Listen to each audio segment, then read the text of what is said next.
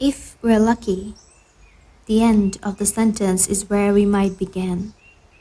If we're lucky, something is passed on, another alphabet written in the blood, sinew and neuron.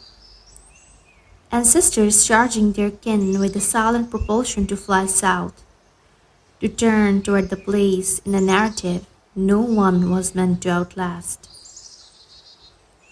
I'm 28 years old, 5 feet 4 inches tall, 112 pounds.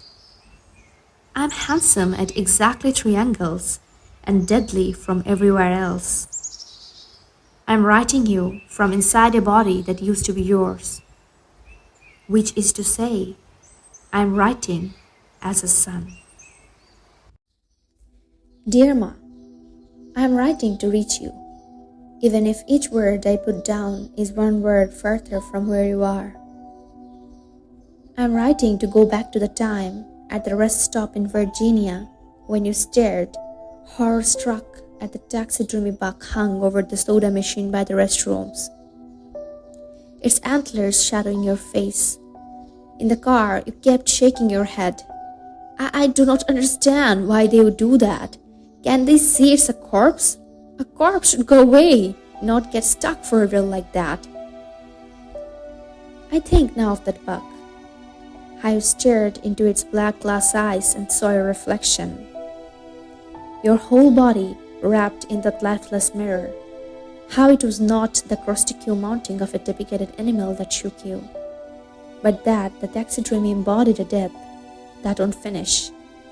A death that keeps dying as we walk past it to relieve ourselves. I'm writing because they told me never to start a sentence with because. But I wasn't trying to make a sentence. I was trying to break free. Because freedom, I'm told, is nothing but the distance between the hunter and his prey. You once told me that the human eye is God's loneliest creation. How so much of the world passes through the pupil and still it holds nothing. The eye, alone in its socket, doesn't even know there's another one, just like it, an inch away, just as hungry, as empty. Opening the front door to the first snowfall of my life, I whispered, "Look." The first time you hit me, I must have been 4. A hand, a flash, a reckoning, my mouth a blaze of touch. The time I tried to teach you to read the way Mrs. Calhoun taught me, my lips to your ear, my hand on yours, the words moving underneath the shadows we made. But that act, a son teaching his mother, reversed our hierarchies and with it, our identities, which in this country were already tenuous and tethered. After the stutters and false starts, the sentences warped or locked in your throat. After the embarrassment of failure, you slammed the book shut. "I do not need to read," you said, your expression crunched and pushed away from the table. "I can see it's gotten me this far, hasn't it?" Then the time with the remote control, a bruised welt on my forearm I would lie about to my teachers. I fell playing tag. The time, at 46, when you had a sudden desire to color. "Let's go to the Walmart," you said one morning. "I need coloring books." For months, you filled the space between your arms with all the shades you couldn't pronounce.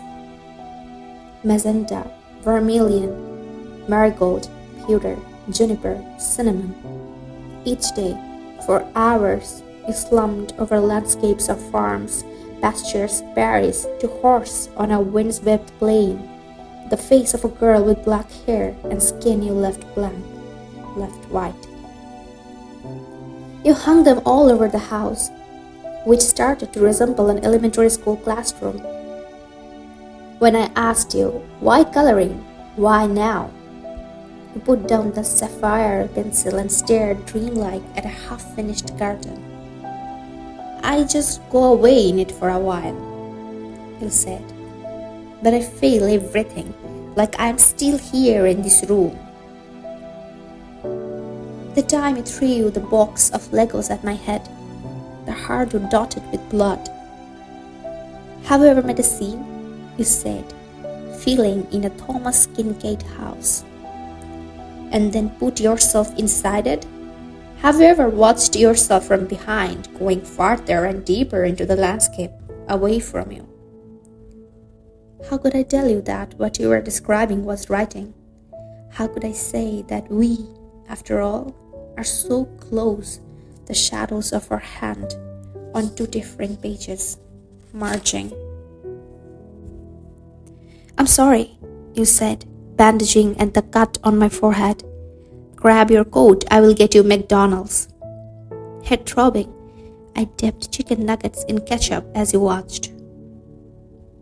You have to get bigger and stronger, okay? Out of my window this morning, just before sunrise, a deer stood in a fog so dense and bright that the second one, not too far away, looked like the unfinished shadow of the first. You can color that in. You can call it the history of memory. I don't know what made me follow the hurt thing's voice, but I was bold, as if promised an answer to a question I had not yet possessed. They say if you want something bad enough, you will end up making a god out of it. But what if all I ever wanted was my life, Ma? I'm thinking of beauty again. How some things are hunted because we have deemed them beautiful. If, relative to the history of our planet, an individual life is so short, a blink of an eye, as they say, then to be gorgeous, even from the day you were born to the day you die, is to be gorgeous only briefly. Like right now, how the sun is coming on, low behind the elms, and I cannot tell the difference between a sunset and a sunrise. The world, reddening, appears the same to me, and I lose track of east and west. The colors this morning have the frayed tint of something already leaving. I think of the time Trev and I sat on the tool shed roof, watching the sun sink. I wasn't so much surprised by its effect.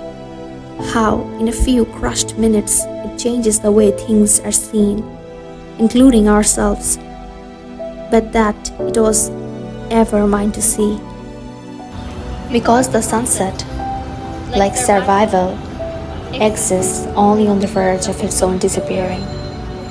To be gorgeous, you must first be seen, but to be seen allows you to be hunted.